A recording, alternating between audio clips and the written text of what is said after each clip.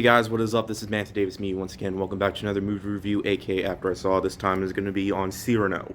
Now, Cyrano is an adaptation of this famous love story or whatever. I'm going to say this again, like I mentioned in almost every single story adaptations. I never heard the story of Cyrano, so I didn't know this was adapted into.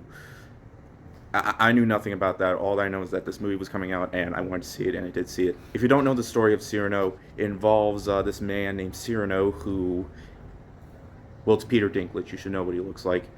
And he is in love with his friend that he's known for a really long time, Roxanne. And when Roxanne falls in love with this random guy that he just met named Christian, she wants to know if he loves her back. And Cyrano actually helps Christian try to win her heart by writing poems that he wrote himself because he, for some reason, is really bad at poetry. So throughout the film, we have this love triangle thing, except Christian doesn't know that Cyrano loves Roxanne.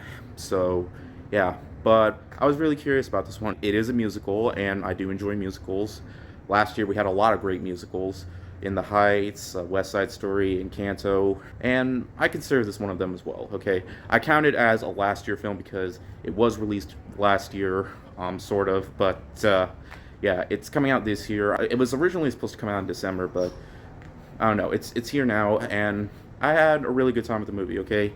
Easily, the biggest thing that I can say about this movie is that Peter Dinklage gives one of his best performances in a really long time. He is great as Cyrano. I really dug his performance, and I dug his character as well. In fact, everybody in the movie is terrific, and the choreography and the singing, most of them are great, okay? There are some of those songs that are just there that I didn't feel was necessary enough. I guess it's just kind of to fill in, because it's supposed to be a musical, but most of the songs I actually did enjoy. And the movie was very entertaining too. It was surprisingly more violent than I anticipated. They showed more blood than I expected. I mean, it's not insanely bloody. It's not Saving Private Ryan bloody. I mean, there were some war elements in the film, which I really dug as well. There was some really good song sequences that I felt surprisingly worked as well. There is some logic that I found a bit questionable and I felt didn't really make a whole lot of sense.